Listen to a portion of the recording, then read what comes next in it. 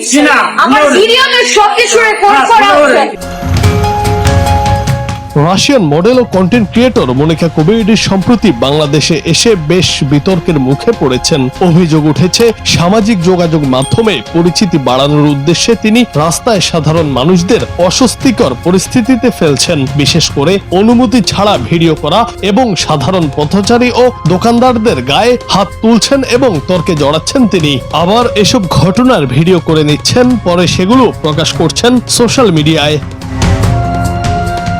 অনেকেই বলছেন এমন আচরণ সংস্কৃতির সাথে সামঞ্জস্যপূর্ণ নয়। তাছাড়া তা নিয়ে নেটিজেনদের মধ্যে ব্যাপক সমালোচনা তৈরি হয়েছে। কেউ কেউ একে নিছক বিনোদন হিসেবে দেখলেও বড় একটি অংশ মনে করছেন অতিথি পরায়ণতাকে পুঁজি করে কাউকে হেনস্থা করা মোটেই গ্রহণযোগ্য নয়।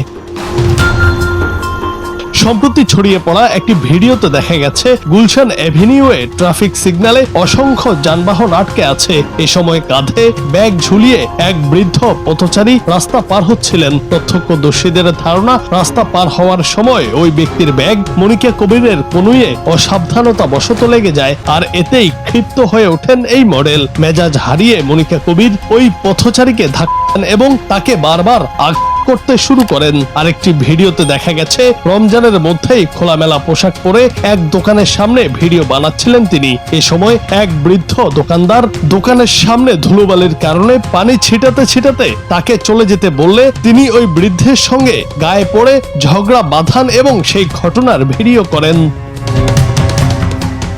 মনিকার বাবা একজন ভারতীয় বংশোদ্ভূত ব্যবসায়ী এবং মা রাশিয়ান। মনিকার জন্ম রাশিয়ার মস্কোতে হলেও বাবার ব্যবসার সূত্রে শৈশবে প্রথম বাংলাদেশে আসেন। তার বাবা দীর্ঘ সময় বাংলাদেশে চামড়া ব্যবসার সাথে যুক্ত ছিলেন। সেই সূত্রেই তার বাংলাদেশে আসা যাওয়া। একের পর এক নিন্দনীয় ঘটনায় মনিকাকে গ্রেফতারের দাবি জোরালো হচ্ছে।